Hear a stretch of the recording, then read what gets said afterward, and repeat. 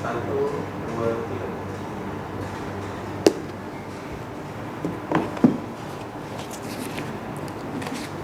Assalamualaikum warahmatullahi wabarakatuh. Bismillahirrahmanirrahim. Alhamdulillahirabbil alamin. Wassalatu wassalamu ala asyrafil anbiya'i wal mursalin wa ala alihi wa sahbihi ajmain. Kawan-kawan, apa khabar semua? Sihat? Alhamdulillah. Baik kawan-kawan, aksi sebentar tadi kerap kali berlaku.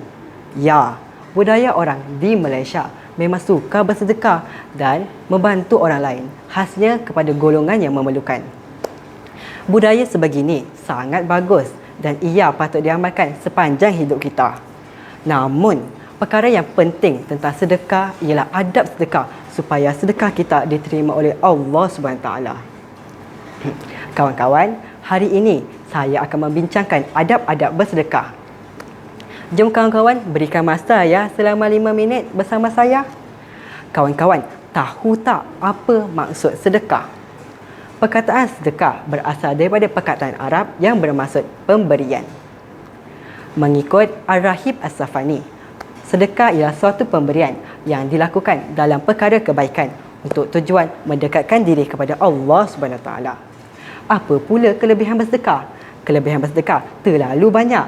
Antaranya, orang yang bersedekah akan dijauhkan daripada api neraka. Wow, best kan? Begitu juga, orang yang bersedekah dijanjikan tidak akan berkurang rezekinya. Malahan akan sentiasa ditambahkan rezekinya oleh Allah. Sebab tu orang kata, kalau nak rezeki murah, bersedekahlah. Kawan-kawan, jikalau makan pun ada adabnya, begitu juga dengan sedekah. Ada adab-adab yang perlu dijaga. Tahukah kawan-kawan adab-adab bersedekah? Adab-adab bersedekah yang pertama ialah bersedekah dengan ikhlas, iaitu niat kerana Allah SWT.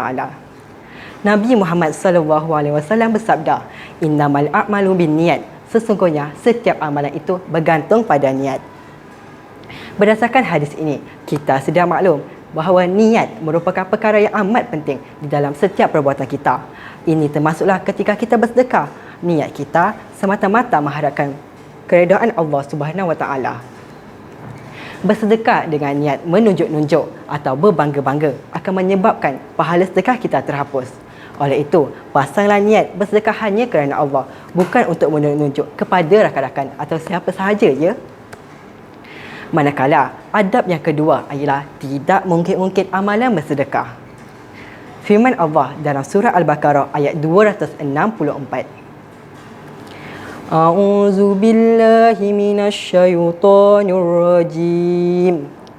Ya ayyuhallazina amanu la tubtilu shadaqatikum bil manni wal azah. Wahai orang-orang beriman, jangan rosakkan pahala amal sedekah kamu dengan perbuatan, dengan perkataan dan kelakuan yang menyakiti. Al-Quran mengungkapkan contoh sedekah yang dimusnahkan oleh unsur-unsur perosak, iaitu mengungkit-ungkit dan menyebut-nyebut pemberiannya. Ini adalah perbuatan yang berbahaya yang akan menyebabkan pahala terhapus. Kawan-kawan, ada satu kisah ajaib tentang sedekah yang ikhlas. Dalam hadis riwayat Imam Ahmad, dikisahkan sekali saat Aisyah sedang di rumah Madinah. Tiba-tiba, ia dikejutkan dengan suara gemuruh. "Suara apa itu?" tanya Aisyah.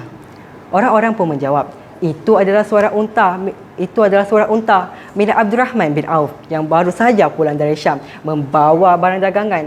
Jumlahnya sebanyak 700 ekor unta. Itulah yang menimbulkan suara gemuruh itu tadi.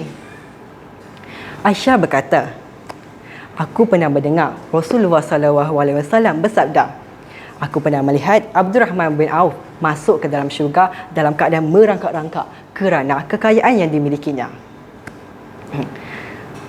Setelah ucapan Aisyah terdengar Abdurrahman bin Auf, lalu ia berkata, "Aku akan tetap masuk ke dalam syurga dalam keadaan berdiri." Lalu ia menyedekahkan summa gandum dan peranak unta miliknya untuk disedekahkan ke dalam Allah.